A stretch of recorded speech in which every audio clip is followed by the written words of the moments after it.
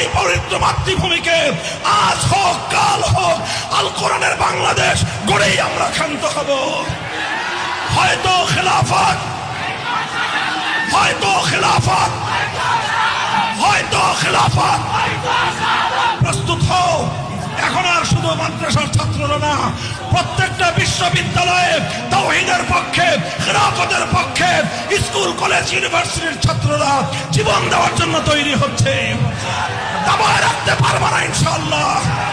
ইসলাম হবে দেশের চূড়ান্ত গন্তব্য।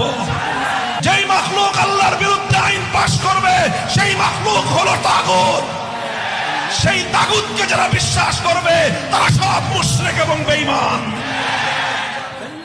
মুহতারাম হাজিরিন, আইন করবেন চূড়ান্ত ভাবে একমাত্র কে? যারা এক আল্লাহর আইন মানবে তাদেরকে বলা হয় একত্ববাদী ইমানদার। আল্লাহর আইনের বিরুদ্ধে যারা আইন করবে তাদেরকে বলা হয় তাগুত। তাগুতের আইন যারা মানবে তাদেরকে বলা হয় মুশরিক।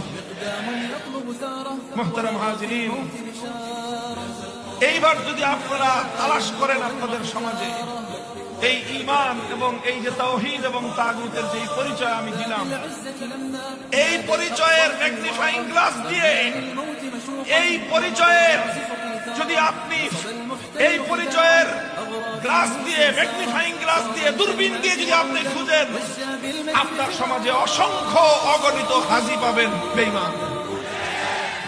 হজ করলে মানুষ ইমানদার হলে আবু জাহাল আপনার চেয়ে আমার চেয়ে কয়েক গুণ বেশি হজ করেছে। কমপক্ষে না হলে 50 বার হজ করছে সে জীবনে। এই আবু জাহেলরা 50 বার হজ করার পরেও ইমানদার না বেঈমান? হজ করলেই মানুষ ইমানদার হয় না। তাহাজ্জুদের নামাজের সময় যায় নামাজ তালাশ করলেই মানুষ ইমানদার হয় না। ইমানদার হওয়ার জন্য সর্বপ্রথম আপনাকে আল্লাহর একত্ববাদে বিশ্বাসী হতে হয়।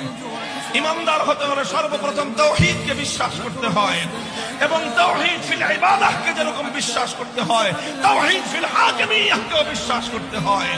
তাওহীদ ফিল ইবাদাহ, ইবাদতের একত্ববাদকে না মানলে একজন মানুষ যেরকম একত্ববাদী বিশ্বাসী ইমানদার থাকতে পারে না, আইন তৈরি করবার ক্ষেত্রেও আল্লাহর তাওহীদ ফিল হাকিমিয়াহকে না মানলে একজন মানুষ ইমানদার এবং বিশ্বাসী থাকতে পারে না, সে মুশরিক এবং তাগুতে পরিণত হয়।